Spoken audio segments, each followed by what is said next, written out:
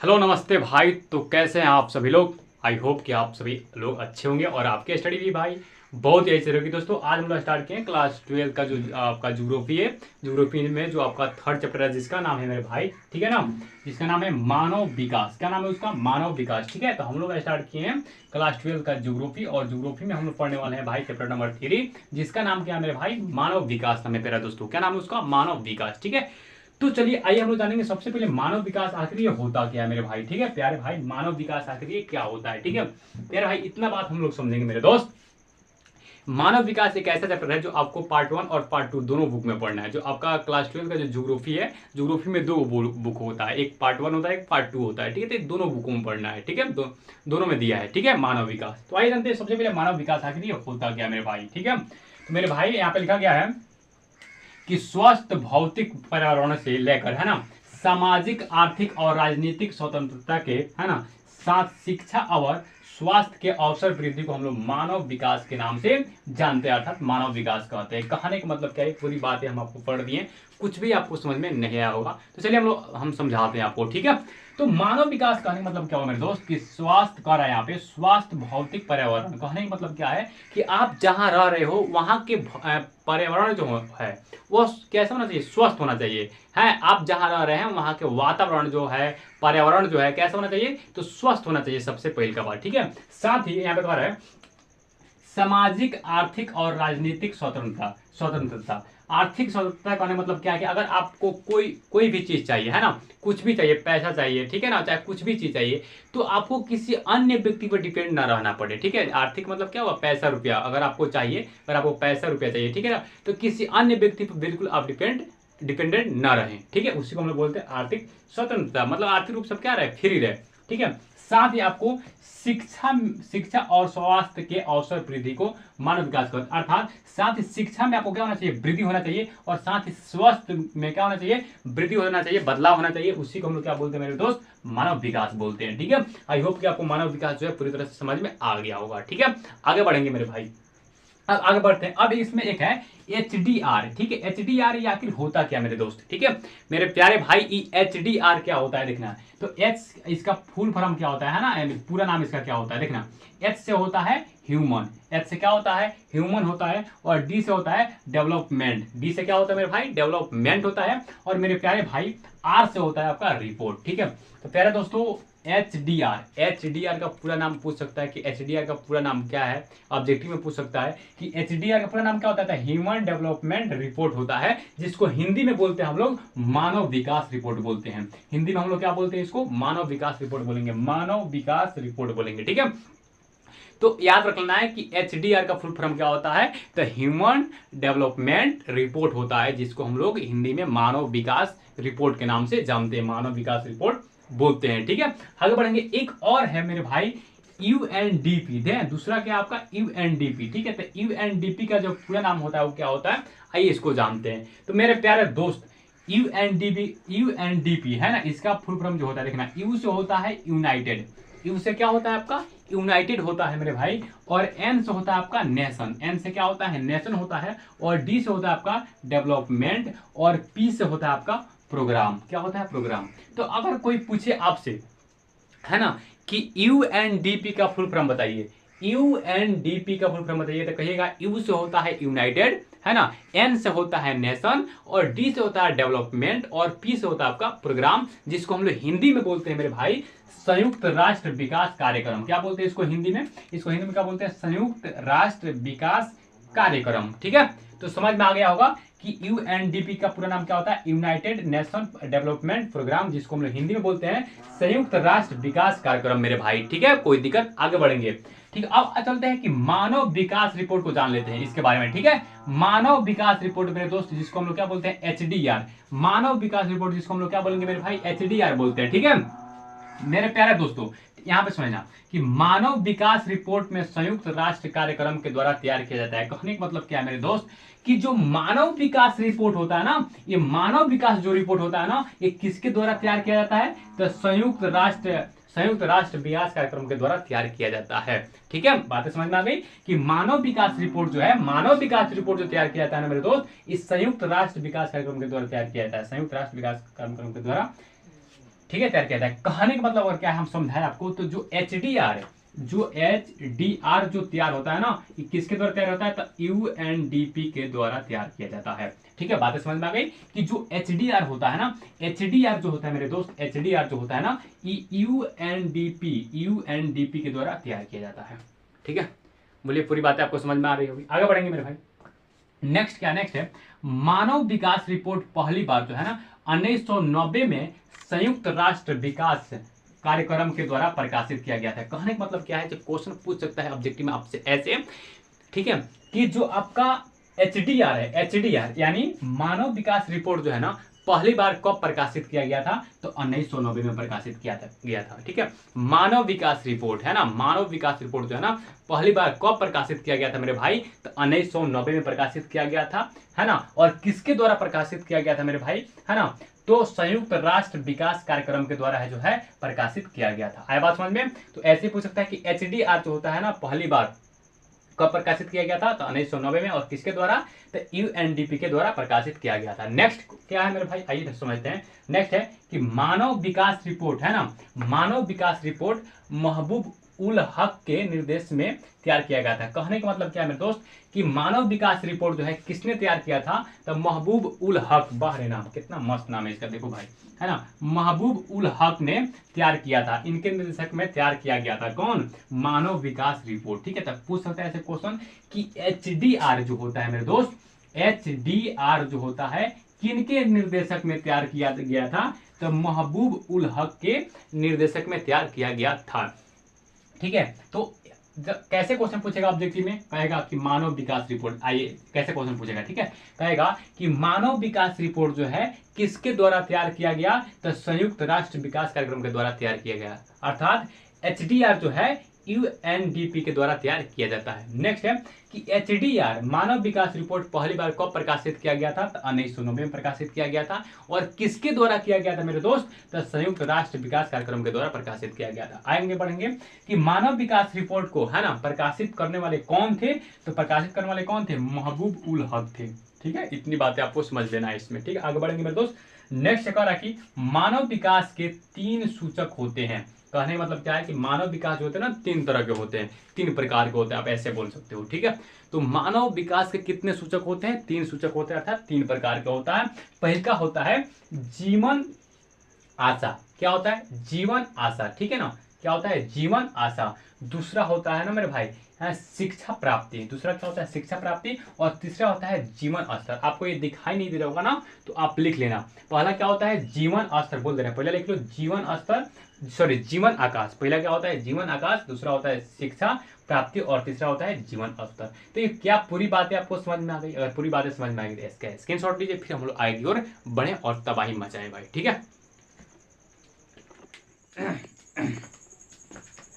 चलिए दोस्तों, तो आइए हम बढ़ते हैं अगला टॉपिक की ओर, और अगला टॉपिक क्या है उसको समझते हैं बहुत बढ़िया से। ठीक है, ऑब्जेक्टिव के लिए बहुत ज़्यादा इंपॉर्टेंट है जो चीज़ें हम लिखे हैं बोर्ड पर। कह रहा है यहाँ पे समझना कि मानव विकास रिपोर्ट की दर से है, दर 0 से 1 होती है, 1 के बीच होती है। पूछ सकता है कि मानव विकास की जो दर होती है, मानव विकास रिपोर्ट की दर होती है कितना से कितना तक होता है, 0 से लेकर 1 के बीच में होता है, 0 से लेकर 1 के बीच में होता है मानव विकास रिपोर्ट की दर। ठीक है, ऑब्जेक्टिव के लिए इंपॉर्टेंट देख लेना। ठीक है, आगे बढ़ते हैं। मानव विकास रिपोर्ट है ना 180 देशों का तैयार किया गया है। कहने का मतलब यह है कि मानव विकास रिपोर्ट जो है ना 188 देशों में तैयार किया गया है, 188 देशों में तैयार किया गया है अभी तक। ठीक है, अभी तक मानव विकास रिपोर्ट, अरे मानव विकास रिपोर्ट देखिए होता क्या है। ठीक है, तो ये जो अगर किसी देश में है ना, क्या बोलते हैं कि कितने मान लीजिए भारत देश में कितने लोग क्या हैं, कितने लोग पढ़े हैं, कितने लोग मतलब पढ़ते हैं, कितने लोग नहीं पढ़े हैं, कितने लोग अनपढ़ हैं, कितने लोग साक्षर है, कितने लोग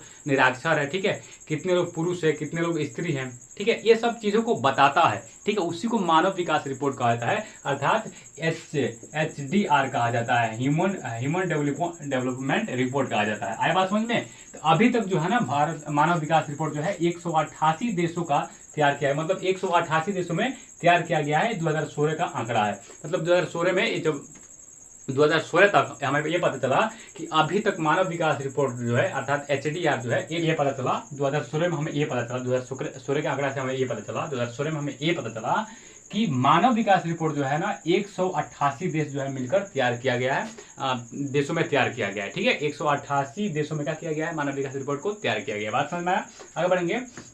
देखिए, मानव विकास रिपोर्ट में भारत का स्थान जो है 131वां है। मानव विकास रिपोर्ट में भारत का कौन सा स्थान है भाई, तो 131वां स्थान है। ठीक है, और एक नंबर पर जो है ना, देखो यहाँ पे एक नंबर पर जो है ना वो है नॉर्वे।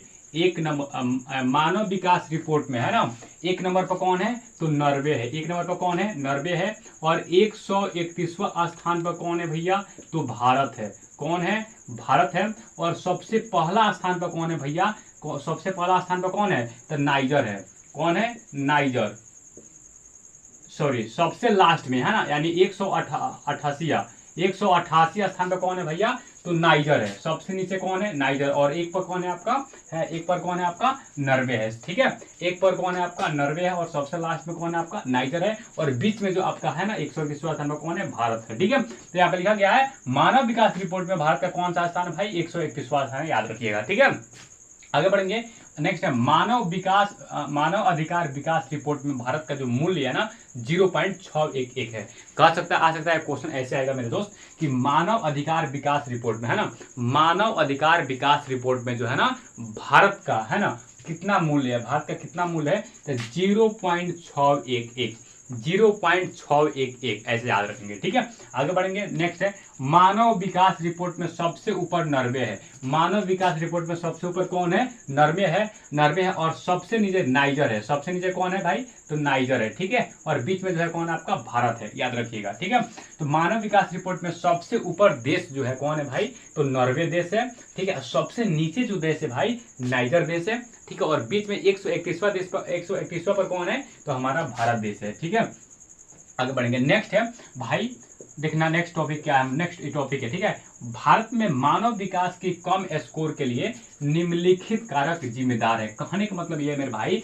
कि जो मानव विकास रिपोर्ट है ना भारत का, कौवा पाता है 131वां स्थान पाता है भारत। मानव विकास रिपोर्ट में जो है भारत जो है 131वां स्थान पाता है। ऐसा क्यों, ऐसा क्यों, इस क्या क्या कारक है और ये जिम्मेदार इसका कौन कौन है, आइए इसको हम लोग जानते हैं। ठीक है, तो सबसे पहला जिम्मेदार है इसमें ऐतिहासिक कारक। ऐतिहासिक कारक, दूसरा है आपका सामाजिक एवं सांस्कृतिक, तीसरा है आपका राजनीतिक कारक। ठीक है, तो ये 3 कारक है इसका जो बहुत ही महत्वपूर्ण है। ठीक है, ये 3 कारक है आपका। ठीक है, ये पूछा भी जा सकता है, नहीं भी पूछा जा सकता है, फिर भी मैं आपको बता रहा हूँ। ठीक है, तो मानव विकास रिपोर्ट के कम स्कोर के कारण, यानी हम लोग का बहुत कम स्कोर है कि नहीं, 131वां स्थान पर हम लोग हैं। ठीक है, कम स्कोर के लिए निम्नलिखित में कौन कारक, मतलब कौन जिम्मेदार है भाई, तो 3 जिम्मेदार है। सबसे पहले कौन है, ऐतिहासिक कारक। ऐतिहासिक कारक मतलब क्या हुआ, इतिहास से जुड़े हुए कारक को हम लोग क्या बोलते हैं मेरे दोस्त, ऐतिहासिक कारक बोलते हैं। जो कारक इतिहास से जुड़ा हुआ है उसे हम लोग क्या बोलेंगे, ऐतिहासिक कारक बोलेंगे। ठीक है, तो इसमें देखिए क्या आता है, इसमें देखिए ऐतिहासिक कारक के बारे में आइए जानते हैं। इसमें क्या हो रहा है कि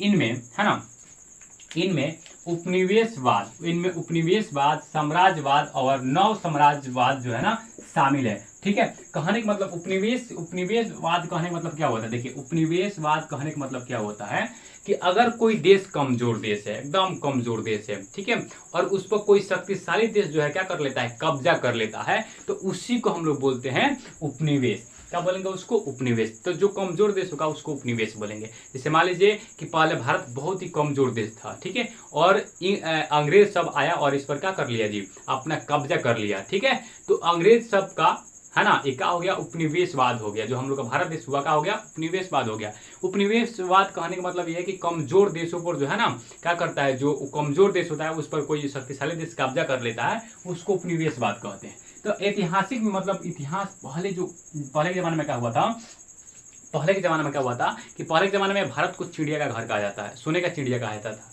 सोने का कहा जाता था चिड़िया, भारत को क्या बोला जाता था, सोने का चिड़िया। आपको पता होगा, ठीक है, भूगोल पढ़े होंगे, इतिहास पढ़े होंगे। तो अब यहाँ पे आप बातों को समझिएगा मेरे दोस्त कि पहले के ज़माने में क्या हुआ, ऐतिहासिक कारक के बारे में बता रहे हैं।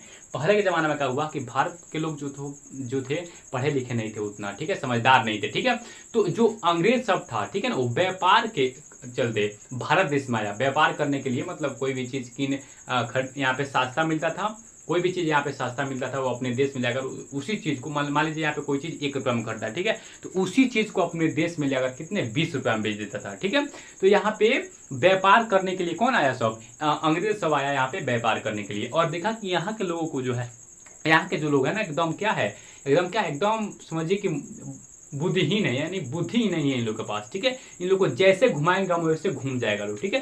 तो अंग्रेज सब का क्या ना, भारत के जो लोग थे उस पर क्या कर लिया, उन लोगों पर अपना कब्जा जमा लिया, अपना हक जमा लिया, ठीक है। और हम लोग को क्या कर लिया, गुलाम सब बना लिया। तभी तो हमारा देश जो है ना, हमारे देश में कुछ नेता थे, ठीक है, जो समझदार थे, तभी तो हमारे देश को सब अपना जान देकर, बलिदान देकर 1947 में हमारे देश को क्या किया, आज़ाद कराया, ठीक है। तो क्या किया, कहने का मतलब क्या है कि हमारा पहले कारण क्या है, भारत को पाछे रहने का सबसे पहले कारण क्या है, ऐतिहासिक कारक। इसमें ये हुआ कि अंग्रेज सब आया, हमारे देश को लूट कर क्या किया, चला गया, ठीक है। तो सबसे पहले का तो कारण ये हो गया भाई आपका, ठीक है। हमारे देश बर्बाद करने में सबसे योगदान किसका था, तो उपनिवेशवाद था, अर्थात अंग्रेजों सब का था, ठीक है, कि आया और हम पे कब्जा किया, ठीक है, और हम लोग को क्या कर दिया, लूट के वो चला गया। दूसरा कारक क्या है भाई, दूसरा है सामाजिक एवं सांस्कृतिक कारक, ठीक है। दूसरा क्या आपका, सामाजिक एवं सांस्कृतिक कारक। कहने का मतलब यह है कि जिसमें मानव अधिकारों का उल्लंघन किया जाता है, ठीक है, अर्थात हमारे देश में मानव अधिकारों का क्या जाए, उल्लंघन किया जाता है। जो मानव का अधिकार है उसको नहीं दिया जाता है, ठीक है। नस्ल कहने का मतलब क्या हुआ कि नस्ल, धर्म, लिंग और जाति आधारित भेदभाव, ठीक है। कहने मतलब यह, नस्ल का मतलब क्या हुआ कि लोग जो है ना हमारे देश में रंग रूप से, मतलब गोरा काला से भेदभाव करते हैं कि गोरा भैया ये काला है, इससे भी भेदभाव करते हैं। तो हमारे देश पाछे रहने का कारण ये भी है कि लोग जो है ना नस्ल, धर्म ये जाति का है ना, धर्म है ना, ई धर्म का है, ये तो मुस्लिम है भैया, ये तो हिंदू है, धर्म, लिंग है ना, पुरुष स्त्रीलिंग, और जाति ये तो भाई हिंदू है, मुस्लिम है, सिख है, ईसाई है, ठीक है। ये सबका भेदभाव करते हैं ना। कितना लोग अभी कहते हैं कि मुस्लिम है इससे बर्तन मत छुआओ, ये डोम है इससे बर्तन मत छुआ ना भाई, ये चमार है हमारे बर्तन में नहीं खा सकता है, ठीक है। तो ये सब जो लोग हैं ना भाई, यहाँ पे हमारे भारत देश का इन नस्ल, धर्म, लिंग और जाति के आधार पर जो हम लोग को बांट दिए, भेदभाव कर दिए हैं भाई, ठीक है। नेक्स्ट है अपराधियों की सामाजिक समझ, यानी हमारे देश में जो है ना बहुत ज्यादा अपराधी हो चुके हैं अभी तक, ठीक है। कोई किसी को मर्डर करके जेल में चल जा रहा है, क्योंकि उन लोग को सजा उतना मिलता ही नहीं है, साल 2 साल का सजा होगा, छूट जाएगा वो, ठीक है। अगर एक मर्डर की सजा अगर उसको फांसी मिल जाए ना तो दोबारा कोई मर्डर करेगा नहीं, ठीक है। साथ में अल्पसंख्या मतलब अधिक जनसंख्या, हम दो हमारे दो नहीं, हम दो हमारे 10 यहाँ पे होता है, ठीक है, पाकिस्तान के जैसे है ना। अल्पसंख्या, युद्ध मतलब जैसे सामाजिक भेदभाव, युद्ध मतलब समझो कि मारपीट जो होता है ना हमारे देश में बहुत ज्यादा होता है। तो ये सब के कारण जो है हमारा देश जो है क्या हुआ, पीछे हो गया है सब ना। इस सब के कारण जो है हमारा देश का हो गया है, पीछे हो गया भाई। आपको समझ में आ गया होगा ये वाला। नेक्स्ट है राजनीतिक कारक, ठीक है। राजनीतिक कारक में क्या होता है, इनमें राजनीतिक स्थिरता है ना। राजनीतिक स्थिरता का मतलब क्या हुआ, कभी भी राजनीतिक स्थिरता हो ही नहीं सकता है भाई। क्योंकि क्या होता है ना, कभी इसका पार्टी जीतेगा तो कभी उसका पार्टी, कभी एनडीए का पार्टी जीतेगा, कभी इंडिया का पार्टी जीतेगा, कभी एनडीए का पार्टी जीतेगा तो कभी मोदी सरकार बनेगा तो कभी कांग्रेस की सरकार बनेगा। तो राजनीतिक जो होता है ना कभी स्थिरता होता ही नहीं है, हमेशा बदलता रहता है, ठीक है। जबकि इसको स्थिरता रहना चाहिए, तब हमारे देश को विकास होगा। नेक्स्ट है संविधान का और राज्य की प्राकृतिक, यानी हमारे राज्य में क्या प्रकृति है, कुछ भी नहीं देखने को आपको मिलेगा हमारे बिहार में, ठीक है। और जाइए यहाँ पे नेपाल में चले जाइए, एक से एक जगह है देखने को, ठीक है। सरकार के रूप स्तर आदि शामिल रहते हैं। ये सब है जो हमारे भारत के 3 कारक है, ऐतिहासिक कारक, सामाजिक एवं संस्कृति और राजनीतिक कारक। जो 3 कारक है इसके लिए जो है हमारा भारत जो है ना बहुत पाछे है भाई, ठीक है। मानव विकास रिपोर्ट के आधार पर बहुत पाछे है, ठीक है। तो ये पूरी बातें समझ में आ गई होगी, ये देख लेना, ये पढ़ लेना, जो 3 को दिया गया इसको बढ़िया से पढ़ लेना, और ये ऑब्जेक्टिव के लिए इसको देख लेना, ठीक है। तो पूरी बातें समझ में आ गई तो इसको स्क्रीनशॉट लीजिए, फिर हम लोग आगे की ओर बढ़े भाई। मेरे प्यारे दोस्तों, तो आइए हम लोग चलते हैं अगला टॉपिक की ओर। और अगला टॉपिक क्या है आइए उसको हम लोग समझते हैं। तो अगला टॉपिक हम लोग का ये है दोस्तों, ठीक है, कि क्या है राष्ट्रीय मानव विकास रिपोर्ट, जिसको हम लोग इंग्लिश में शॉर्ट में बोल सकते हैं NHDR। एन से होता है नेशनल, और नेशन होता है नेशन, एच से होता है क्या होता है, एच से बताओ, है ना। एच से क्या होता है, ह्यूमन होता है, ह्यूमन, और डी से डेवलपमेंट होता है, और आर से आपका रिपोर्ट होता है, ठीक है। तो राष्ट्रीय मानव विकास रिपोर्ट को हम लोग शॉर्ट में बोल सकते हैं NHDR, ठीक है। आया बात समझ में आपको। और देखिए बिल्कुल आपको मैं 0 लेवल से लेकर चल रहा हूँ, ठीक है। और हो सके तो इसी वीडियो में हम लोग इस चैप्टर को एंड कर देंगे, चैप्टर नंबर 3 को, ठीक है। अब यहाँ पे देखने समझने का प्रयास कीजिएगा। देखिए मानव विकास रिपोर्ट जो है ना, अभी तक जो हम लोग पढ़े मानव विकास रिपोर्ट, वो विश्व के बारे में पढ़े, मतलब पूरे दुनिया के पूरे दुनिया को लेकर चले, पूरे दुनिया के बारे में पढ़े। लेकिन अब हम लोग जो पढ़ेंगे ना मानव विकास रिपोर्ट, वो राष्ट्रीय के लेवल का पढ़ेंगे, मतलब अपने भारत देश के अंदर मानव विकास रिपोर्ट का क्या क्या महत्व है ना, उसके बारे में हम लोग पढ़ेंगे। आया बात समझ में? तो चलिए आगे बढ़ते हैं। आगे अब हम लोग देखिए पूरे विश्व में हम लोग देख लिए मानव विकास रिपोर्ट को, ठीक है। अब हम लोग देखेंगे अपने देश के अंदर, ठीक है जी। आगे बढ़ते हैं। देखिए यहाँ पे लिखा गया है कि राष्ट्रीय, देखिए यहाँ पे पहले था मानव विकास रिपोर्ट, अब लग गया है राष्ट्रीय। राष्ट्रीय मतलब क्या हुआ? अपने देश के अंदर ही, ठीक है। तो राष्ट्रीय मानव विकास रिपोर्ट है ना, आयोजना आयोग के द्वारा जारी किया गया था। कहने मतलब क्या है, ठीक है, कहने मतलब क्या है कि राष्ट्रीय मानव विकास जो है ना, यानी NHDR जो है ना, योजना आयोग के द्वारा जारी किया गया था। किसके द्वारा जारी किया गया था जी? तो योजना आयोग के द्वारा जारी किया गया था। इस बात को आप हमेशा याद रखेंगे। उसके बाद है राष्ट्रीय मानव विकास रिपोर्ट पहली बार 2002 में जारी किया गया था। अगर कहे, देखिए यहाँ पे कह रहा है ना, यहाँ पे कह रहा है कि राष्ट्रीय मानव विकास रिपोर्ट नहीं कह रहा है, यहाँ पे कह रहा है राष्ट्रीय मानव विकास रिपोर्ट जो है ना 2002 में जारी किया गया था। आगे बढ़ेंगे, ठीक है, कि राष्ट्रीय मानव विकास रिपोर्ट में सबसे, है ना, सबसे केरल और सबसे नीचे जो है ना बिहार का स्थान है। कहने मतलब क्या है कि सबसे आगे, है ना, चाहे सबसे ऊपर लिख लीजिएगा, छूट गया। सबसे ऊपर केरल और सबसे नीचे क्या है? बिहार है। जैसे कि यहाँ पे जो मानव विकास रिपोर्ट में सबसे ऊपर जो है ना, सबसे ऊपर जो है ना कौन है भाई? तो सबसे ऊपर जो है ना केरल राज्य है। कौन राज्य भैया? तो केरल राज्य है। और मेरे दोस्त सबसे नीचे कौन है? तो बिहार राज्य है। इस बात को आप याद रखेंगे, ठीक है। आगे बढ़ेंगे। नेक्स्ट है दोस्त, यहाँ पे समझना कि भारत के मानव विकास के सूचक, है ना, भारत के मानव विकास के कौन कौन से सूचक होते हैं? तो भारत के मानव विकास के 3 सूचक हैं। कितने सूचक है मेरे दोस्त? 3 सूचक है, ठीक है। पहला है आर्थिक उपलब्धियां। क्या है? आर्थिक उपलब्धियों के सूचक, है ना। आर्थिक उपलब्धि का मतलब क्या हुआ कि हमारे पास, अगर हम आर्थिक मतलब अभी आपको बताया कि अगर हमको कुछ रुपया चाहिए तो हमें दूसरे के पास, चाहे कोई भी सामान हमको खरीदना, चाहे कुछ हमको चाहिए 2 रुपया, तो मैं किसी दूसरे व्यक्ति पर डिपेंडेंट ना रहकर खुद पर डिपेंडेंट रहूं, ठीक है। तो उसको आर्थिक विकास बोलते हैं। दूसरा है क्या? आपका स्वस्थ जीवन के सूचक, यानी हमारा जीवन जो है क्या होना चाहिए? स्वस्थ होना चाहिए भाई, ठीक है। तीसरा है सामाजिक शक्तिकरण, अर्थात हमें समाज में क्या मिलना चाहिए? शक्तिकरण मिलना चाहिए, एक प्रकार का शक्ति मिलना चाहिए। हमारा जो समाज है एकदम बलवान होना चाहिए, ठीक है। तो ये 3 चीजें का होना बहुत जरूरी है। भारत के मानव विकास के सूचक कितने होते हैं? 3। पहला होता है आर्थिक उपलब्धियां के सूचक, दूसरा होता है स्वस्थ जीवन के सूचक, और तीसरा होता है सामाजिक शक्तिकरण के सूचक। आगे बढ़ेंगे मेरे दोस्त। अब हम समझते हैं कि आखिर आर्थिक उपलब्धियां के सूचक कौन कौन हो सकते हैं, ठीक है। आर्थिक उपलब्धियां के सूचक जो है कौन कौन हो सकते हैं, अर्थात हमारा आर्थिक उपलब्धियां जो है कौन कौन आवश्यक है, ठीक है। तो सबसे पहला है मेरे भाई संसाधनों तक सभी का पहुंचना, ठीक है। पहला क्या है? पहला यही है कि संसाधनों तक सभी का पहुंचना, ठीक है। अर्थात जो कोई भी चीज़ अगर हमको आवश्यकता है ना, तो उसको सबसे पहले हमें चाहिए, है ना। उसको सरकार को हमारे तक क्या होना चाहिए? पहुंचाना चाहिए। तो हमारा जो आर्थिक स्थिति होगा सही होगा जी। कोई भी सामान चाहिए हमें, तो उसको सरकार को हमें तक पहुंचाना चाहिए, ताकि हमारा आर्थिक स्थिति जो है सही हो जाए। दूसरा क्या आपका? दूसरा सकल घरेलू उत्पाद। दूसरा क्या आपका? सकल घरेलू उत्पाद। अभी कहिएगा सकल घरेलू उत्पाद क्या होता है भैया? तो देखो भैया, सकल घरेलू उत्पाद जो है, चाहे प्रति व्यक्ति आय जो है, उपभोक्ता व्यय जो है, ये सब क्लास 10th का इकोनॉमिक्स जो आपका अर्थव्यवस्था है उसमें का दूसरा चैप्टर में का ये सब टॉपिक है। और आप 10th क्लास में पढ़ के आए होंगे तो आपको समझ में आ रहा होगा, नहीं पढ़ के आए होंगे तो आपको बिल्कुल समझ नहीं आ रहा होगा। ये तो फर्स्ट पहले बात जान लीजिए। 10th क्लास में पढ़ के आ रहे होंगे तो समझ में आ रहा होगा, नहीं पढ़ के आए होंगे तो नहीं समझ में आ रहा होगा। सिंपल सी बात है भाई, ठीक है। ज़्यादा क्या मैं समझाऊंगा आपको। तो दूसरा क्या आपका? सकल घरेलू उत्पाद। मैं आपको यहाँ पे सकल घरेलू उत्पाद, अगर आप 10th क्लास में नहीं पढ़ के आए तो फिर भी मैं बता देता हूँ। देखो, सकल घरेलू उत्पाद के मतलब ये होता है कि अगर कोई व्यक्ति 1 साल में जितना रुपया कमा ले, है ना, 1 साल में जितना धन अर्जित कर ले, उसको हम लोग सकल घरेलू उत्पाद कहेंगे। जैसे मान लो कोई व्यक्ति जो है ना एक वर्ष में है ना वो 5 लाख रुपया कमा लिया। कितना लाख रुपया कमा लिया मेरे दोस्त? 5 लाख रुपया कमा लिया। तो इसी को बोलेंगे सरल घरेलू उत्पाद। क्या बोलेंगे इसको? सॉरी, सकल घरेलू उत्पाद। क्या बोलेंगे उसको? सकल घरेलू उत्पाद बोलेंगे। तो अगर कोई व्यक्ति 1 वर्ष में जितना धन अर्जित कर ले, यानी जितना धन कमा ले, ठीक है, और कोई जितना धन कमा ले उसी को हम बोलेंगे सकल घरेलू उत्पाद। समझ में आ गया?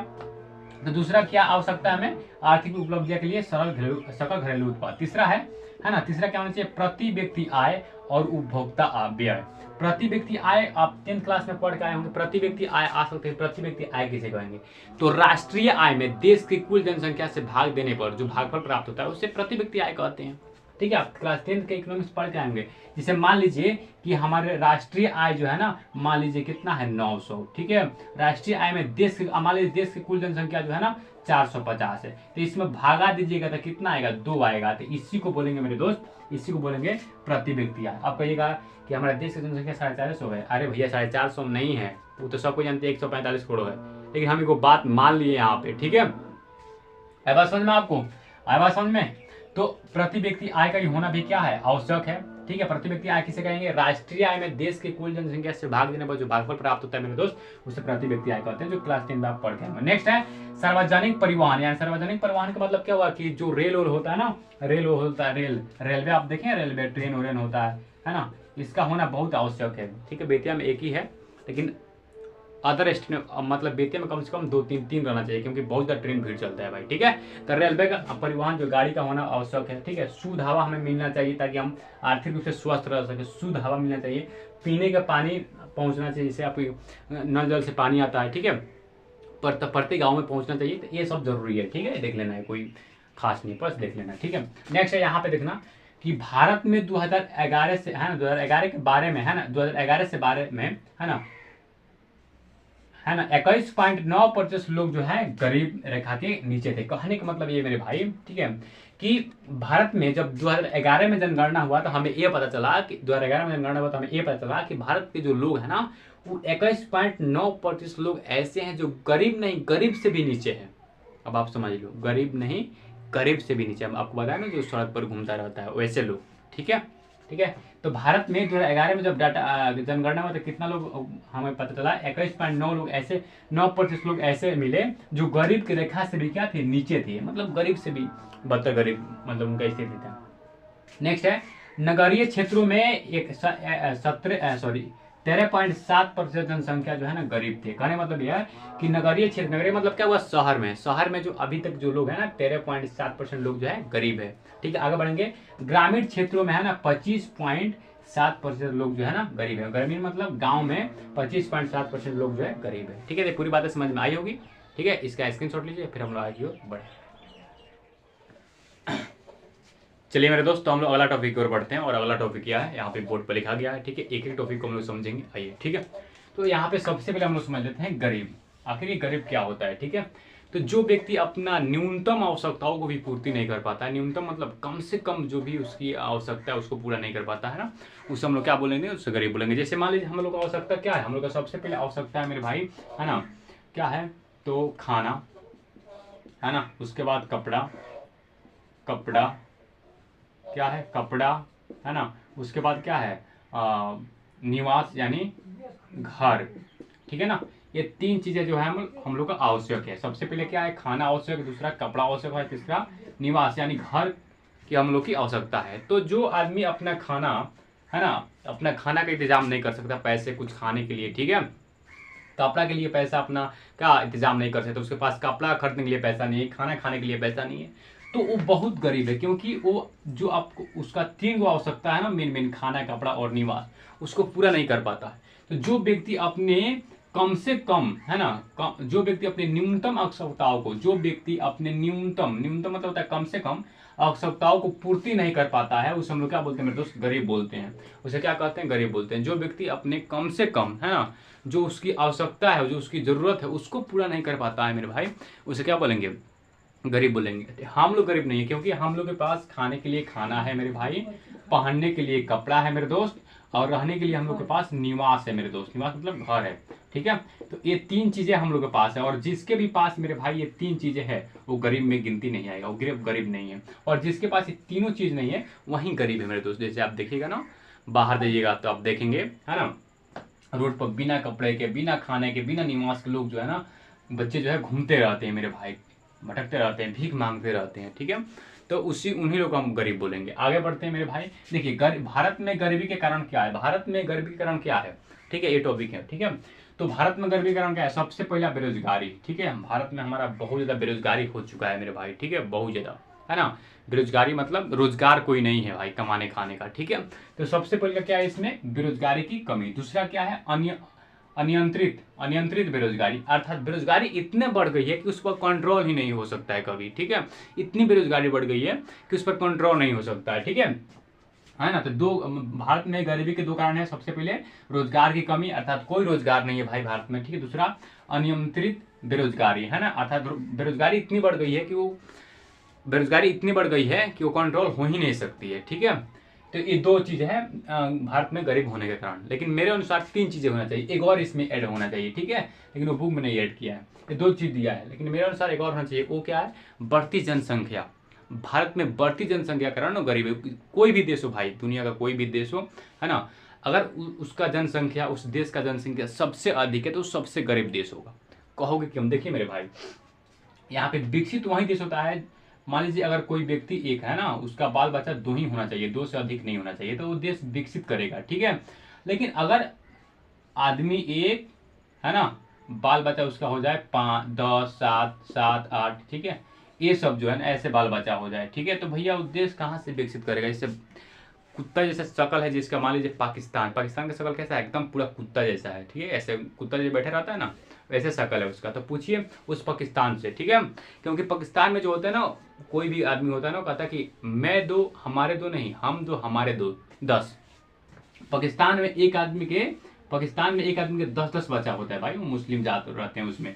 पाकिस्तान में एक आदमी के 10-10 बच्चा होता है भाई, बताओ देश कहाँ से विकसित करेगा, ठीक है। इसलिए उसका दयनीय स्थिति है, ठीक है। तो तीसरा भी होना चाहिए, लेकिन यहाँ पे भारत में बेरोजगारी गरीबी के दो कारण है, कौन कौन है यहाँ पे लिख दिए हैं। नेक्स्ट एक नंबर हम लोग देख लिए थे, आर्थिक देख लिए थे, आर्थिक उपलब्धियां, है ना, आर्थिक उपलब्धियों के सूचक हम लोग देख लिए थे। दूसरा हम लोग देखेंगे मेरे दोस्त, स्वास्थ्य जीवन के सूचक। क्या देखेंगे? स्वास्थ्य जीवन के सूचक। और मैं आपको एक बात बता दूं कि मैं कोई भी चैप्टर पढ़ा हूं, उससे पहले आप क्या करेंगे मेरे दोस्त, क्या करेंगे? सबसे पहले जो मैं 5-6 का पढ़ाया हूं उसको जरूर आप देख लीजिएगा, है ना। जैसे मैं तीसरा चैप्टर पढ़ा रहा हूँ तो दूसरा चैप्टर आप जरूर देख लेंगे, ठीक है, उसके बाद तीसरा चैप्टर देखेंगे, ठीक है। चाहे तीसरा चैप्टर मान लीजिए 2 क्लास है तो क्लास 1 आप देख लेंगे, उसके बाद क्लास 2 देखिएगा, ठीक है। तो क्लास मोबाइल में नहीं देखना है, आप जो लिखे है ना कॉपी में उसको पहले देख लेना मेरे दोस्त, ठीक है। तो यहाँ पे समझो स्वास्थ्य जीवन के सूचक कौन कौन है। सबसे पहले है स्वास्थ्य जीवन के, स्वास्थ्य मतलब तो समझते हो भाई, है ना, जिसको बीमारी नहीं होना चाहिए। तो स्वास्थ्य जीवन के सूचक में सबसे पहले आता है रोजगार और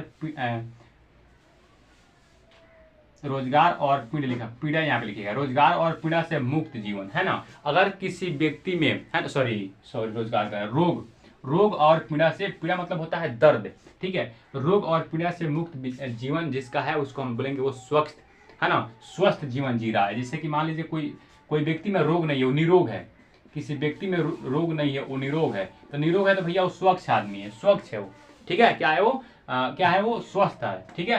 अगर किसी व्यक्ति में रोग ना हो, कोई किसी भी प्रकार का रोग ना हो, वो निरोग हो, ठीक है, तो स्वस्थ होगा। दूसरा दीर्घायु जीवन, है ना। अगर दीर्घायु जीवन मतलब क्या हुआ? दीर्घायु मतलब क्या हुआ? लंबा समय तक जीना। यानी कोई देखिएगा, कोई अगर किसी का पैर छूते हैं तो बहुत कोई कहता है कि खुश रहो, बहुत कोई कहता है कि आयुष्मान भव, बहुत कोई कहता है कि दीर्घायु भव। क्या बोलता है? दीर्घ आयु भव। दीर्घायु मतलब क्या हुआ? दीर्घायु मतलब क्या हुआ कि आप लंबे समय तक जीवित रहे। आए बात समझ में? तो अगर कोई व्यक्ति लंबे समय तक जीवित, दीर्घायु मतलब जीवन मतलब लंबे समय तक जीवित रह रहा है ना, तो वो भी स्वस्थ में आएगा, स्वस्थ जीवन, उसका भी स्वस्थ जीवन है। क्यों भाई? क्योंकि देखो दीर्घायु मतलब लंबा समय तक वही जी सकता है जो स्वस्थ रहेगा, है ना। लंबा समय, जिसका कैंसर हो जाएगा भैया वो लंबा समय तक जिएगा? कैंसर में मर जाएगा वो, ब्लड कैंसर हो जाए तो ऐसा ही है, ठीक है, कि जो व्यक्ति अगर लंबा समय तक जी गया ना, वो समझेंगे क्या है, वो स्वस्थ है। आया बात समझ में? नेक्स्ट है तीसरा, शिशु मृत्यु दर की कमी, है ना। देखिए बहुत, शिशु मृत्यु कहने का मतलब क्या हुआ? देखिए बहुत सारे बच्चे होते हैं जन्म लेते हैं उसी समय मर जाते हैं, ठीक है। तो अगर उसमें कमी हो जाए, है ना, जो बच्चे जन्म लेते हैं, ठीक है, उस समय अगर बच्चे ना मरे ज्यादा, ठीक है ना, तो समझेंगे कि हमारा देश जो है ना स्वास्थ्य जीवन के लिए क्या है, स्वास्थ्य जीवन में क्या किया है? वृद्धि किया है। क्या किया है? स्वास्थ्य जीवन में वृद्धि करेगा, ठीक है। अगर जो शिशु मतलब जो बच्चे होते हैं ना भाई, जन्म लेते हैं, लेते समय बहुत सारे बच्चे मर जाते हैं, उसी समय डेथ कर जाते हैं, माँ के पेट में जन्म लेंगे उसके बाद मर जाएंगे, ठीक है ना। तो अगर इसमें कमी हो जाए, अगर कोई बच्चा ना मरे, है ना, तो समझेंगे कि हमारा भारत जो देश है ना, उस स्वास्थ्य जीवन में क्या किया है? वृद्धि किया है। आगे बढ़ेंगे। नेक्स्ट है माताओं में प्रसव के दौरान में कमी। कहने का मतलब क्या है मेरे दोस्त कि बहुत सारे माता ऐसी होती है ना जो जन्म देती है अपने बच्चे को, तो जन्म देते समय उनकी मृत्यु हो जाती है। ठीक है, क्या हो जाती है, उनकी मृत्यु हो जाती है मेरे दोस्त। ठीक है, तो अगर इसमें कमी आ जाए ना, या अगर इसमें कमी आ जाए, अगर कोई माँ अपने बच्चे को जन्म दे रही है तो ना डेथ करे, ना मरे, ठीक है ना, उसकी मृत्यु ना हो, तो समझेंगे कि हमारा भारत देश जो है स्वास्थ्य जीवन में क्या कर लिया है, वृद्धि कर लिया है मेरे दोस्त। नेक्स्ट है ना, स्वास्थ्य सुविधाओं में वृद्धि, अर्थात जो हमारा सरकार का जो दैनिक अर्थात जो हमारा सरकार है उससे क्या है कि वो स्वास्थ्य सुविधाओं में क्या करे, वृद्धि करे, मतलब स्वास्थ्य सुविधाओं को क्या करे, बढ़ाए। ठीक है, जैसे स्वास्थ्य सुविधा क्या, अस्पताल है भाई, तो अस्पताल को और ज्यादा बढ़ाओ। ठीक है, तो जो भी चीजें आवश्यकता है ना, जो लोगों की है ना, जो लोगों की आवश्यकता है उसको बढ़ाओ भाई। ठीक है, नेक्स्ट है पर्याप्त पोषण और सुरक्षा, अर्थात पर्याप्त मतलब क्या होना चाहिए कि हमें अच्छा अच्छा खाने को मिलना चाहिए। ठीक है, जिससे मैं क्या रह सकता हूँ, स्वस्थ रह सकता हूँ। अगर मैं खराब बासी खाना खाऊंगा तो 100% है कि मैं बीमार रहूंगा। ठीक है, तो ये खाना पर भी ध्यान देना। तो ये सब है ना स्वास्थ्य जीवन के सूचक। ये कौन कौन से है, मैंने भी यहाँ पे भाई लिख दिया है, 5-6 टॉपिक है, कौन कौन है यहाँ पे लिख दिया। इसको बस आप बढ़िया समझेंगे तो समझ में आ जाएगा। बोलो समझ में आएगा, नहीं कोई दिक्कत नहीं होगा। अगर आपको समझ में नहीं आया तो रिफ्लेक्स करके जरूर वीडियो को देखो, अवश्य समझ में आ जाएगा, कोई इसमें खास है ही नहीं। नेक्स्ट अब यहाँ पे देखना मेन टॉपिक यहाँ से स्टार्ट होता है। ठीक है, 1951 में जिस समय हमारा देश का संविधान, 1947 में हमारा देश आजाद हुआ था और 1950 में हमारा देश का संविधान क्या हुआ, लागू हुआ था। तो इसको वहीं पे लेकर चलेंगे कि देखिए 1951 में जब हमारा देश मान लीजिए आजाद हुआ था, उसमें मृत्यु दर जो था है ना 25.1% था। कहने का मतलब क्या है मेरे दोस्त कि अगर मान लीजिए एक दिन में 100 आदमी जन्म लेता था ना, तो उसमें से 25 आदमी जो था वो मर जाता था। क्या होता था, मर जाता था उसमें से 25 आदमी। आया बात समझ में?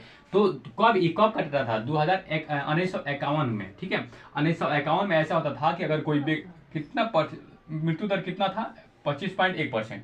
अगर कोई व्यक्ति 100 को जन्म लिया तो उसमें से 25 आदमी मर ही जाता था भाई। ठीक है, लेकिन 2015 में क्या हुआ, ये सब मामला जो है मोदी सरकार हमारे आए और स्वास्थ्य में क्या किए, स्वास्थ्य में क्या किए, वृद्धि किए, है ना, स्वास्थ्य जीवन में क्या किए, वृद्धि किए।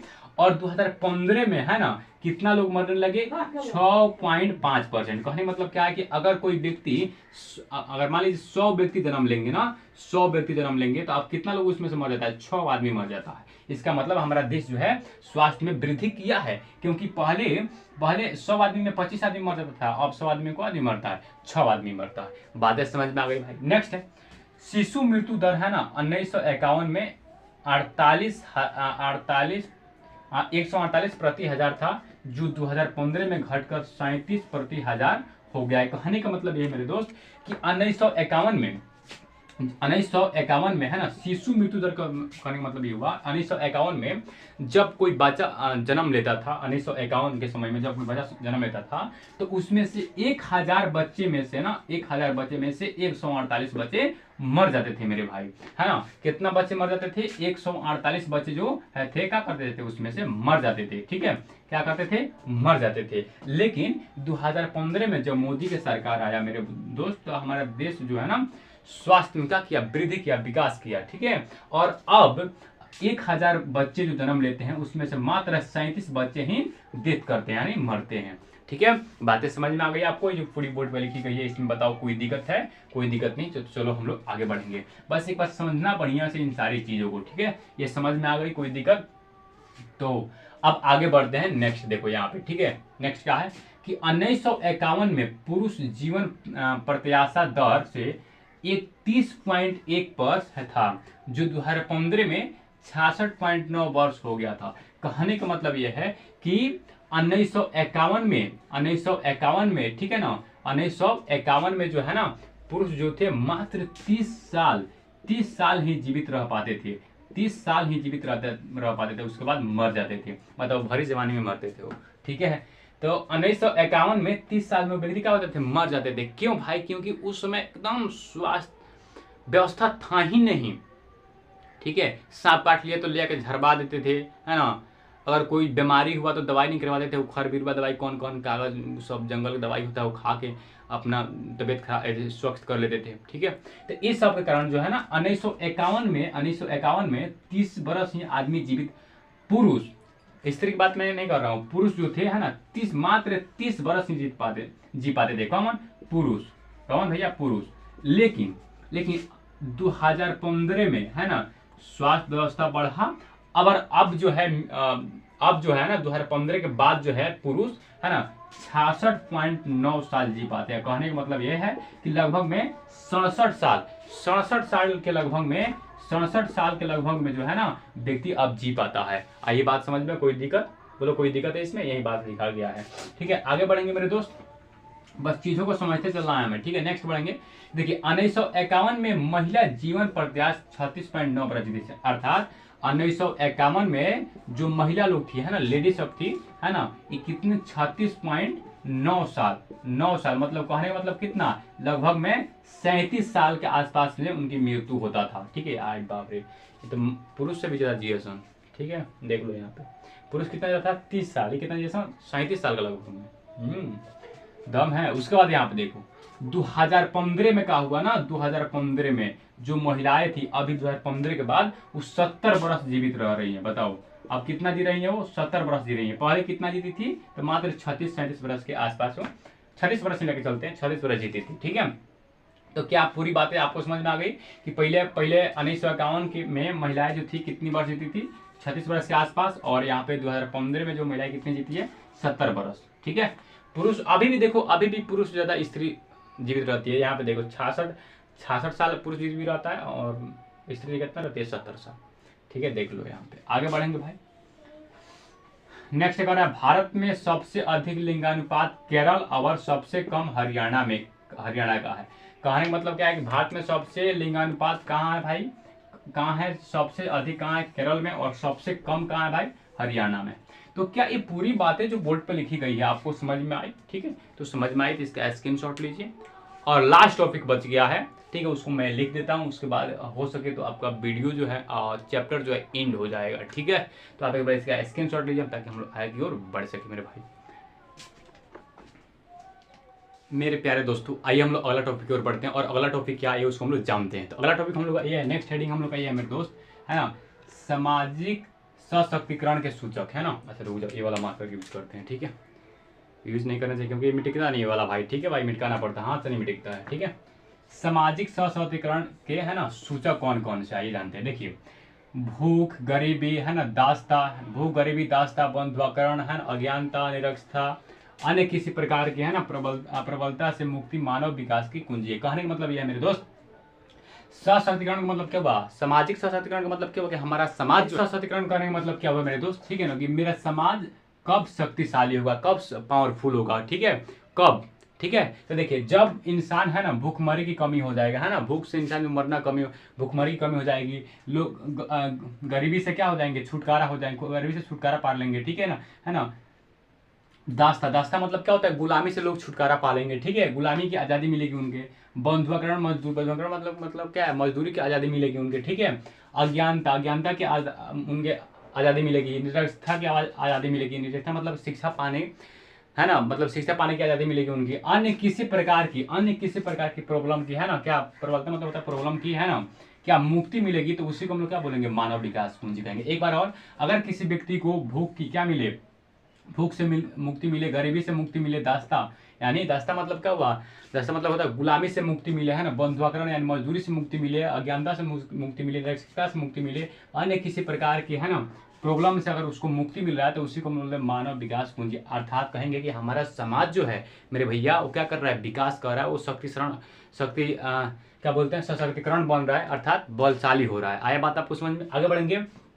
नेक्स्ट अब देखिए, भारत का कुल साक्षरता का मतलब क्या हुआ, पढ़े लिखे, है ना, क्या हुआ, पढ़े लिखे। भारत का साक्षरता का मतलब क्या हुआ, साक्षरता का मतलब क्या हुआ, पढ़े लिखे। ठीक है, तो भारत में साक्षरता है ना 74.04% है 2011 के अनुसार। कहने का मतलब ये है मेरे दोस्त कि अभी तक आपके भारत में है ना कुल कितने लोग पढ़ते हैं, तो 74.04%, 74, है ना, देखना मेरे दोस्त यहाँ पे 74.04% लोग पढ़ते हैं, बाकी लोग नहीं पढ़ते हैं 100% में। आया बात समझ में? आगे बढ़ेंगे मेरे दोस्त। भारत में है ना, भारत में सबसे अधिक साक्षरता कौन देश है, कौन राज्य है, तो केरल है। भारत में सबसे अधिक लोग कहाँ पढ़ते हैं, तो केरल के लोग पढ़ते हैं। भारत में सबसे अधिक कहाँ के लोग पढ़ते हैं मेरे दोस्त, तो केरल के लोग पढ़ते हैं। कह रहे भारत में सबसे अधिक साक्षरता कहाँ के लोग हैं, केरल के लोग हैं। अर्थात भारत में सबसे अधिक लोग कहाँ पढ़ते हैं, केरल के पढ़ते हैं। ठीक है, कितना लोग पढ़ते हैं केरल में, तो 100 में से, है ना, 93.91% लोग जो है पढ़ते हैं, 93.91% लोग पढ़ते हैं, याद रखिएगा, ठीक है। कोई दिक्कत, आगे बढ़े। 100 में से मान लो 93 आदमी पढ़ता है भाई, ठीक है। तो सबसे नेक्स्ट है कि भारत में सबसे कम साक्षरता, यानी भारत में सबसे कम लोग कहाँ पढ़ते हैं भाई, तो हमारा बिहार राज्य में पढ़ते हैं। कहाँ पढ़ते हैं, तो बिहार राज्य में। भारत में सबसे कम लोग कहाँ पढ़ते हैं मेरे भाई, साक्षरता कहाँ के हैं, कम पढ़े लिखे लोग कहाँ के हैं, बिहार के हैं। कितना परसेंट, तो 63.82%। अरे 100 आदमी में 63 आदमी ही पढ़ता है, बाकी लोग नहीं पढ़ता। आ गया होगा बात आपको समझ में पूरी, कोई दिक्कत नहीं होगा। नेक्स्ट है स्वच्छ भारत अभियान। आइए, क्या होता है स्वच्छ भारत अभियान। स्वच्छ भारत अभियान मतलब ये हुआ कि हमारी सरकार ये चाहता है कि हमारा देश जो है ना स्वच्छ रहे, ताकि किसी को बीमारी ना हो पाए। जैसे कि यहाँ पे करा है भारत सरकार ने, है ना, भारत सरकार ने देश को प्रदूषण रहित मतलब क्या, प्रदूषण से मुक्ति दिलाने के लिए, है ना, प्रदूषण रहित बनाने के लिए, है ना, स्वच्छ भारत मिशन का शुरुआत किया था। कहने का मतलब क्या है कि हमारा सरकार जो था मेरे भाई, अपने देश को स्वच्छ बनाने के लिए एक मिशन का आविष्कार किया, जिसका नाम है स्वच्छ भारत मिशन, ठीक है। जैसे आप देखेंगे, आप शहर बाजार में जाइएगा ना, देखिएगा कचरा जो होता है, कचरा, है ना, उसके लिए एक गाड़ी आता है। सब जैसे मान लीजिए आपके घर में जो भी कचरा है, तो एक बाल्टी रहता है, उस बाल्टी में आप कचरे को रख दीजिए। आपके गली में एक कचरा की गाड़ी आएगा, कहेगा कि गाड़ी वाला आया घर से कचरा लेकर, ऐसे बोलता है बेतिया में, चाहे कोनो भी शहर में, ठीक है। तो आपका जैसे आप बोलेगा, तो आप क्या करेंगे, आप अपने घर से कचरा को लेकर बाहर जाएंगे, ठीक है, और गाड़ी में क्या करेंगे, ऐसे बिक देंगे, फिर अपने बाल्टी को लेकर चले जाएंगे और कचरा ले जाके कहीं और बिक देगा, ठीक है। इससे क्या होगा कि आपके वातावरण जो है, आपके आसपास के जो भी चीजें सबके सब स्वच्छ रहेंगे, ठीक है। आया बात समझ में। तो ऐसे स्वच्छ भारत अभियान का जो है ना मिशन का क्या हुआ था, एक आविष्कार हुआ था, शुरुआत हुआ था। क्योंकि हमारे देश को क्या करना था, प्रदूषण रहित करना था, इसलिए। नेक्स्ट है भाई, नेक्स्ट और क्या है, देखिए यहाँ पे नेक्स्ट टॉपिक है हम लोग का स्वच्छ भारत मिशन के निम्नलिखित उद्देश्य है। स्वच्छ भारत मिशन जो है ना, स्वच्छ भारत मिशन जो है, इसका कौन कौन से मेरे भैया उद्देश्य है, आइए इसको जानते हैं ना, कि स्वच्छ भारत, है ना, स्वच्छ भारत मिशन के कौन कौन से उद्देश्य है, आइए इसको जानते हैं, ठीक है। तो मेरे दोस्त, सबसे पहला उद्देश्य क्या है, खुले में स्वच्छ से मुक्ति और नगर निगम के 100% ठोस कचरों का वैज्ञानिक तरीकों से उचित प्रबंध, ठीक। कहने का मतलब क्या है कि स्वच्छ भारत बनाने के लिए सबसे पहला, है ना, जो कदम उठाया गया हुआ, खुले में स्वच्छ करना। खुले में स्वच्छ न करने के लिए इसलिए हर घर सरकार 12,000 रुपये देता है सेफ्टी बनाने के लिए, ठीक है। क्या करने के लिए जी, शौचालय बनाने के लिए। सेफ्टी कहेंगे थोड़ा सा अजीब लग रहा है भाई, ठीक है। शौचालय बनाने के लिए सरकार जो है हर घर में 12,000 रुपया देता है। आया बात समझ में। तो सबसे पहले सरकार किस कदम उठाए, खुले में शौच करने से क्या किया, मुक्ति दिलाया हम लोग को, ठीक है। हमारे घर में क्या सेफ्टी बनवाकर क्या किया, मुक्ति दिलाया। नेक्स्ट है नगर निगम के 100% ठोस कचरों का वैज्ञानिक तरीकों से उचित प्रबंध करें। मतलब क्या है कि नगर निगम चलाया हमारे देखिएगा अब हमारे गांव में भी, पहले शहर में था ना, अब गांव में भी नगर निगम आने वाला है भाई, ठीक है। तो नगर निगम का आविष्कार, नगर निगम करने का मतलब क्या हुआ कि अभी बताया ना आपको, जैसे कि कचरा मतलब आपके आसपास के जितने भी कचरे हैं, ठीक है, आपके घर का कचरा क्यों, गाड़ी वाला आएगा वो लाद के ले जाएगा कचरा अपना, ठीक है। आए बात समझ में। हाँ, तो उस सब का क्या किया, वैज्ञानिक तरह से प्रबंध किया। हर घरों में शौचालय दिया, हर घरों में क्या दिया, शौचालय दिया, ठीक है भाई। शौचालय आप जानते भी कर दिया। सामुदायिक शौचालय दिया। सामुदायिक कहने का मतलब क्या हुआ कि समाज अपने मतलब जैसे पंचायत हो गया, ठीक है, पहले सॉरी गांव हो गया, गांव में एक शौचालय बनाने के लिए सरकार कहा, ठीक है। उसके बाद है सार्वजनिक शौचालय। सार्वजनिक शौचालय कहने मतलब क्या हुआ कि अपने पंचायत में एक शौचालय बनवा कर रख देना है आपको, ठीक है। ये सब हुआ, ये सब का निर्माण किया, ठीक है। तो आया बात आपको समझ में। तो इतना ज्यादा याद रखने की जरूरत नहीं है, बस आपको याद रखना कि स्वच्छ भारत मिशन जो है किसके लिए चलाया गया था, तो भारत को स्वच्छ बनाने के लिए। और सबसे पहले कदम क्या उठाया कि हमें खुले में शौचालय से मुक्ति दिलाया। दूसरा नगर निगम भाई, ठीक है। आगे बढ़ते दूसरा क्या भाई, दूसरा है स्वच्छ भारत मिशन का जो उद्देश्य है, उसका दूसरा उद्देश्य क्या है कि ग्रामीण भारत में घरों से होने वाले प्रदूषण को कम करने के लिए साफ ईंधन के तैयार कर, है ना, एलपीजी को सुलभ करना। कहने का मतलब ये मेरे दोस्त कि हमारे ग्रामीण भारत में मतलब गांव में हमारे देखते हैं ना कि लोग लकड़ी से खाना बनाता है, लोग गोहरा से जो होता है चिपरी गोहरा, उससे खाना बनाता है भाई। तो उससे जो होता है ना धुआं निकलता है, तो धुआं निकलता है तो उससे प्रदूषण फैलता है। तो उस धुआं को रोकने के लिए, उस धुआं को बंद करने के लिए सरकार ने किसका निर्माण किया जी, एलपीजी का निर्माण किया। एलपीजी का फुल फॉर्म क्या होता है, लिक्विड पेट्रोलियम गैस। लिख लेना, लिक्विड पेट्रोलियम गैस होता है। अब पूछोगे लिक्विड गैस क्या होता है, भैया देख लो ऐसा ही मत लिखो। देखो लिक्विड पेट्रोलियम गैस होता है मेरे भाई, ठीक है, जिसको हम लोग क्या बोलते हैं, गैस बोलते हैं, शॉर्टकट में क्या बोलते हैं, गैस बोलते हैं। तो एलपीजी हो, ठीक है। तो एलपीजी का फुल फॉर्म मतलब लिक्विड पेट्रोलियम गैस। तो हमारे भारत सरकार ने हमें प्रदूषण से मुक्त करने के लिए दूसरा किसका निर्माण किया जी, है एलपीजी यानी गैस का निर्माण किया। नेक्स्ट है जल से होने वाले रोगों की रोकथाम के लिए प्रत्येक घर में पीने लायक जल की व्यवस्था किया। कहने का मतलब यह है कि हमें क्या होता था पहले, जल पीने से भी बीमारी, बहुत सारी बीमारियां होती थी। तो उसके लिए सरकार ने क्या किया, जल रोकथाम के लिए है ना प्रत्येक घर में जल का निर्माण किया, अर्थात नल जल लगवा दिए। देखें नल जल ना, अब भले हमारे गांव में नहीं है भाई, टूट फूट गया लगा था, ठीक है ना, लेकिन देखना शहर बाजार में नल जल होगा, नल जल से पानी आता है तो स्वच्छ पानी आपको मिलेगा। 400 फीट वाला पानी मिलेगा, यहाँ तो 200 फीट है ना, पीजिएगा तो इतना स्वादिष्ट लगता है। 400 फीट वाला समझिए कितना स्वादिष्ट लगेगा। ये सब निर्माण किया। नेक्स्ट है अपरंपरागत ईंधन के स्रोत जैसे पवन तथा सौर ऊर्जा को बढ़ावा देना, ठीक है। तो पूरी बातें आपको समझ में आ गई होगी, यहाँ तक भाई कोई दिक्कत नहीं है। तो कहने का मतलब यह है कि स्वच्छ भारत मिशन का निम्नलिखित कौन कौन से उद्देश्य आपसे पूछा सकता है। उद्देश्य जो है कौन था, तो सबसे पहला उद्देश्य क्या था कि शौचालय बनवाना। सबसे पहला उद्देश्य क्या था कि खुले में शौच ना करके शौचालय बनवा देना ताकि लोग शौच करें। दूसरा नगर निगम। तीसरा क्या था मेरे भाई कि ग्रामीण घर के लोगों में क्या किया, गैस बांट दिया। चौथा क्या भाई आपके कि जल का भी निर्माण कर दिया, आपके हर घर में जल का निर्माण कर दिया, ठीक है। तो ये सब किया। आया बात समझ में, कि पूरी बातें समझ में आ गई, कोई दिक्कत नहीं होगा, ठीक है। नेक्स्ट अब देखो यहाँ पे कुछ बुक का नाम लिखा गया है, 3 बुक का नाम लिखा गया है। कह रहा है सुमाकर जी तो कोई थे, सुमाकर जी जिन्होंने स्मॉल इज ब्यूटीफुल बुक लिखा है। सुमाकर जी एक बुक लिखे हैं जिसका नाम क्या है, स्मॉल इज ब्यूटीफुल, जो 1974 में प्रकाशित किया गया था।